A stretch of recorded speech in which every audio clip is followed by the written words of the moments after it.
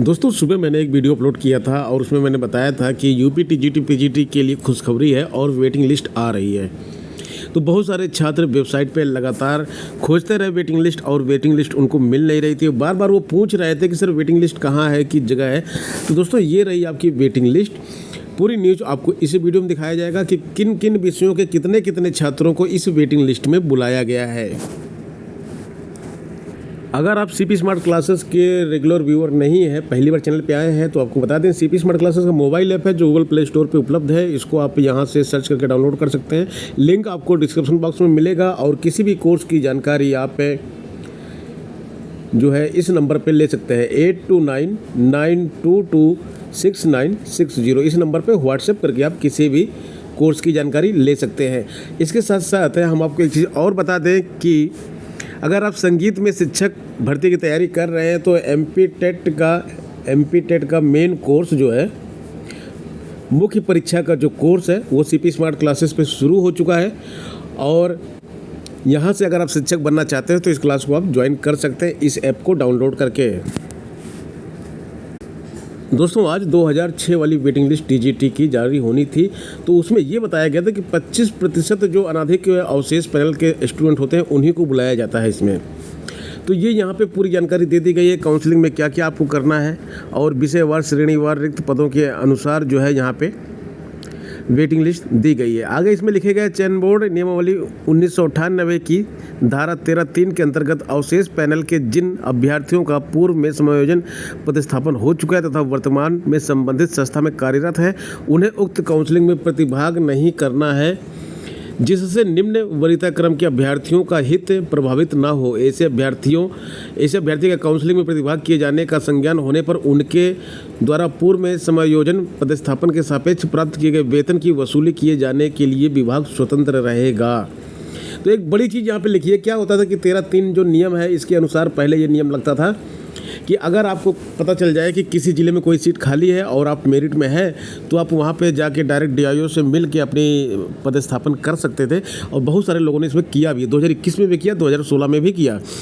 तो यहाँ पे एक चीज़ दे दी गई है कि अगर वो आप काउंसलिंग के थ्रू जाना चाहते हैं, जैसे काउंसलिंग में तो आपको ऑप्शन मिलेगा कि सीट कहाँ कहाँ खाली है, तो काउंसलिंग में आप अपने ज़िले में जा सकते हैं, अपने ज़िले के बगल वाले ज़िले में जा सकते हैं। अभी मान लीजिए आप दूर हैं तो ऐसी गलती आपको नहीं करनी कि 13(3) के तहत आपने ज्वाइनिंग ले रखी है और दोबारा नए ज़िले में, नज़दीक ज़िले में जाने के लालच में आप काउंसलिंग फिर से करा लें। अगर आप काउंसलिंग करा लेते हैं तो पिछले जो 1-1.5-2 साल का जो आपने वेतन लिया हुआ है पिछली भर्ती का, वो पूरे के पूरे वेतन की रिकवरी आपसे की जाएगी।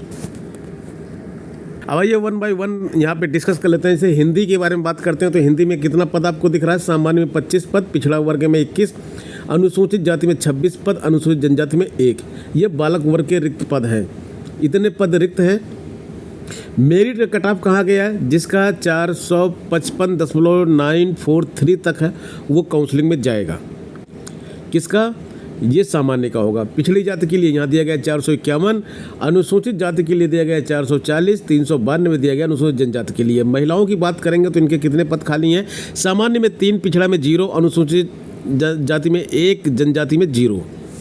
और इसलिए इनका कट ऑफ यहाँ पे दे दिया गया 456 और 435। बाकी कट ऑफ नहीं दिया गया क्योंकि उसकी वैकेंसी नहीं है।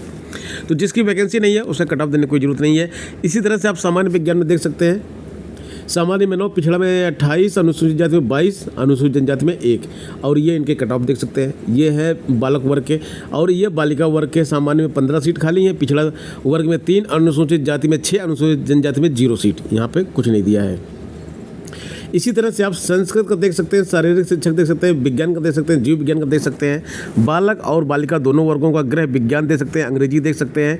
और इसके बाद जैसे जैसे सीटें कम होती जा रही कुछ विषयों में तो उसका नीचे दिया गया है। जैसे उर्दू में सामान्य में 1 सीट है तो इसका जो है यहाँ पे दिया गया है। और पिछड़ा वर्ग में 4 सीट है तो यहाँ तक कट ऑफ इसका दिया गया है। लेकिन यहाँ पे महिलाओं में कोई नहीं है तो सब ब्लैंक कर दिया गया है। सिलाई में कोई सीट नहीं है, संगीत वादन में कोई सीट नहीं है पुरुषों में, महिलाओं में पिछड़ा वर्ग में 3 सीटें संगीत वादन में, तो यहाँ पे कट ऑफ दिया गया है। संगीत गायन में बात करेंगे तो संगीत गायन में बालक वर्ग में कोई सीट नहीं है और बालिका वर्ग में भी कोई सीट नहीं है, तो ये यहाँ पे इनको किसी को जॉब मिलने वाली नहीं है। गणित की बात करेंगे तो गणित में अच्छी खासी सीटें यहाँ पे दी गई हैं। 46 सीट सामान्य में दी गई, पिछड़ा वर्ग में 10, अनुसूचित जाति में 3, अनुसूचित जनजाति में 0 सीट, तो इनका कट ऑफ भी यहाँ पे दे दिया गया है। और महिला वर्ग में भी यहाँ पे देखिए कोई सीट खाली नहीं बची है, तो कोई कट ऑफ नहीं दिया गया है। इसी तरह कृषि में भी यहाँ पे सीट दी गई है, सामान्य में 2, पिछड़ा में 4, अनुसूचित जाति में 3, तो इसका कट ऑफ यहाँ पे दिया गया है। आगे हम वाणिज्य बांग्ला की बात करेंगे तो कहीं पर कोई कट ऑफ नहीं दिया गया, कोई सीट ही नहीं है, यहाँ पे सब पूरी फिल हो चुकी हैं। तो दोस्तों ये हो गई सीटें और ये हो गया कट ऑफ। इस पीडीएफ को अगर आप अपने मोबाइल में देखना चाहते हैं तो इसको मैं टेलीग्राम के ग्रुप में भेज रहा हूँ, वहाँ से आप इसको देख सकते हैं। अगर ग्रुप आपने ज्वाइन नहीं किया तो ग्रुप को आप ज्वाइन कर लें।